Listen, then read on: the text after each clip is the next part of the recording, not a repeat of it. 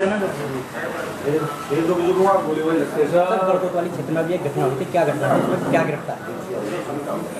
थाना मुक्तेश्वर के अंतर्गत 6 तारीख को एक 6 वर्षीय बच्ची को एक व्यक्ति बहला फुसला के ले गया था अपनी मोटरसाइकिल पे। इस पूरे घटना के बाद पुलिस तुरंत स्विफ्ट एक्शन किया। पुलिस ने FIR दर्ज किया। उसके बाद पुलिस खोजबीन में लग गई थी। दिन भर रात भर सर्च चला। सर्च के बाद सुबह 7 बजे 7 तारीख को सुबह पुलिस ने उस बच्ची को रिकवर किया। उसे तत्काल अस्पताल भेजा गया, जहां पे उसका इलाज पहले CSC में और उसके बाद उसे रेफ़र कर दिया गया मेरठ में। उनका इलाज वो उपचाराधीन है और वो अभी बच्ची ठीक है, सकुशल है। इसके तत्काल बाद से पुलिस इस पूरे घटनाक्रम में रिकवरी के केस में जुट गई। उस व्यक्ति को पकड़ने की कोशिश के क्रम में उसमें हम लोग एक एक करके सारे क्लू लेते गए। जो भी लोगों से पूछताछ हुई उसमें प्रथम दृष्टया जिन लोगों ने उन्हें देखा था उन सब लोगों के द्वारा स्केच बनाया गया। स्केच बनवाने के बाद फिर मोटरसाइकिल की खोज हुई। जब मोटरसाइकिल की खोजबीन शुरू हुई तब फिर एक मुखबिर सूचना पुलिस को प्राप्त हुई। उस मोटरसाइकिल के जरिए से हम फिर उस घटना करने वाले तक पहुंच गए, क्योंकि जिस व्यक्ति ने आखिरी बार देखा था उसने उसकी मोटरसाइकिल भी देखी थी। तो उस व्यक्ति का नाम दलपत सन ऑफ रोहताश था। ये जिला अमरोहा का रहने वाला है। उसके बाद पुलिस ने कई टीमें बना करके वहाँ पे दबिशें दी। वो चूँकि वो बहुत बड़ा क्षेत्र जंगल का है, वहाँ पे लगातार वो 5 दिनों से हमसे बचा जा रहा था। लेकिन आज सुबह हम लोगों ने मोहम्मदपुर उसके गांव के पास के एक जंगल से उसे गिरफ्तार कर लिया गया। उस वक्त भी उसने बहुत रेजिस्ट किया और गुत्थम गुत्था भी हुई है पुलिस के साथ। उसको रिकवर करने के बाद पुलिस जब लेकर के आई है, अभी तत्काल तुरंत सूचना प्राप्त हुई है कि जब पुलिस पूछताछ के बाद उसे लेके गई थी घटनास्थल पे, जहाँ पे वो पूरा उसने कृत्य किया था, कुकृत्य किया था, वहाँ पे उसने एक पिस्टल छीन करके भागने की कोशिश की। फायर भी किया है संभवतः। मैं इससे बहुत ज़्यादा अपडेटेड नहीं हूँ क्योंकि घटना तुरंत की है। मोस्ट प्रोबेबली फायर भी किया है। उसके बाद पुलिस ने भी फायर किया रिस्पॉन्स में। उसे एक गोली लगी है और वो उसे अभी तत्काल अस्पताल के लिए ले जाए जा रहे हैं। और इस पूरे घटनाक्रम के लिए जो पूरी टीम ने काम किया, अथक मेहनत की, इस पूरी टीम को मैं इनाम की भी घोषणा कर रहा हूँ। तो सर एक सुसाइड नोट मिला था इस मामले में, तो सुसाइड नोट की क्या वैलिडिटी है, क्या कल शाम के आसपास, कल लगभग 3 बजे के आसपास एक सूचना प्राप्त हुई कि गंगा के किनारे दलपत के कपड़े, उसके ID कार्ड्स, उसका सुसाइड नोट पड़ा हुआ है।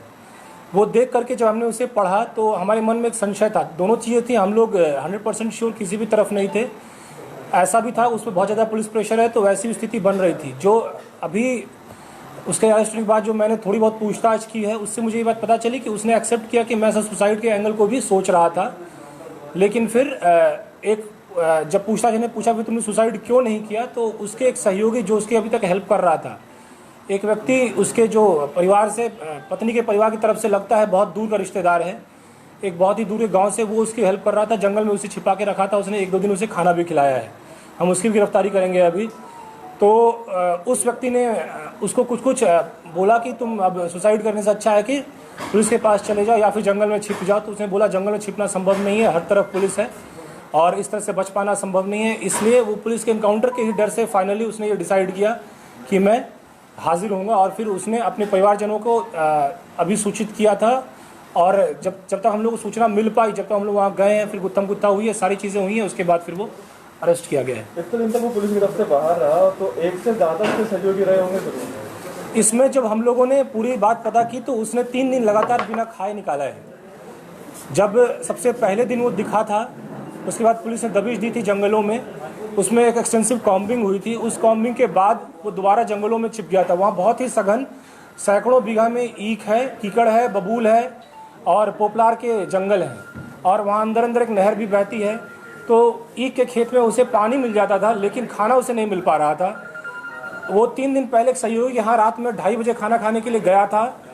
उस वक्त पुलिस को बहुत ही देर से सूचना मिली। जब तक सूचना मिल पाई और जब तक वो पहुँच पाया, लेकिन वो पहले से ही सतर्क था, वो जंगल में भाग चुका था। ये बातें आप लोगों को मीडिया में बताई भी गई थी।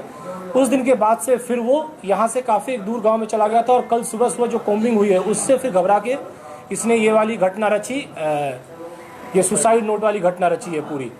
सुसाइड नोट में वो एक्चुअली उसने ये कहा कि मैंने एक्चुअली डिसाइड कर लिया था मैं सुसाइड करूंगा, लेकिन उस सहयोगी ने उसे फिर समझाया कि तुम तो पुलिस सामने पेश हो, लेकिन उसने फिर डिसाइड किया मैं पेश भी नहीं होऊंगा। उसने अपने सहयोगी से बात करने की भी कोशिश की। जब सब तरह से विफल हो गया तो फिर उसे थक हार के अपने गांव के या आसपास के जंगल में आना पड़ा। और गांव के आसपास के जंगल में हमारे लोग पहले से भी लगे हुए थे और हमें निरंतर सूचनाएं भी वहाँ की प्राप्त हो रही थी। आज सूचना पर तत्काल हम वहाँ पहुंचे और हमने उन्हें फाइनली अरेस्ट किया। लेटर उसने वहाँ खुद रखा था, रखवाया था? नहीं, लेटर उसने खुद रखा था। खुद रखा था, वहाँ से आया गढ़ तक वो आया? लेटर उसने खुद रखा था। लेटर रखने के लिए उसने रात का समय चुना था। रात के समय में उसने लेटर लिखा था और लेटर रखने के लिए फिर दोपहर में वो मुंह पे पूरा गमछा बांध करके बोला उसने कि कुछ भी नहीं दिख रहा था। उसने फिर वहाँ लेटर रखा है जा करके। कितने पुलिसकर्मी की टीम लगी हुई थी इसको ढूंढने में? उसमें लगभग 80 लोग लगे हुए थे, 80 से 100 लोग लगे हुए थे लगातार। जो उसमें 8 गांव का पूरा दायरा है। उस 8 गांव के दायरे में लगभग 100 पुलिसकर्मी हमारे लगे हुए थे। एक आखिरी सवाल, 100 पुलिसकर्मी लगे हुए थे, इतने दिन उसको हो गए और लोग उसके कहीं ना कोई सहयोग कर रहा था। वो आता है अपना लेटर लिखता है, लेकिन पुलिस जिस गांव में वो लेटर रखा गया है उस गांव में ना ही उससे रिश्तेदारी थी और ना ही वो गांव आसपास है। वो उस घटनास्थल से लगभग 8 किलोमीटर दूर है। वो गांव इसके गांव के पास का नहीं था। कल की कोम्बिंग से परेशान होकर के वो वहां भागा था। जब उसके पास कोई चारा नहीं बचा फिर फाइनली उसने ये अपने गांव से कई किलोमीटर दूर जाकर के उसने ये लेटर रखने का कृत्य किया है। तो कोई पुराना इतिहास भी इस तरह की घटना उसने कारित किया या क्या मानसिकता थी उसके पीछे कोई? देखिए, ये जो चीज़ें मैं आपको बोलूँगा वो अपुष्ट होंगी। अब इसके बारे में मुझे और भी चीज़ें पता करनी पड़ेंगी। वैसे इनफॉर्मली हमें चीज़ें पता है कि इसका चरित्र सही नहीं रहा है। गांव में भी ऐसी ऐसी बातें हैं, लेकिन जो चीज़ें मैं पुष्टि नहीं कर सकता हूँ उसके बारे में कोई भी टिप्पणी करना मैं उचित नहीं समझता हूँ।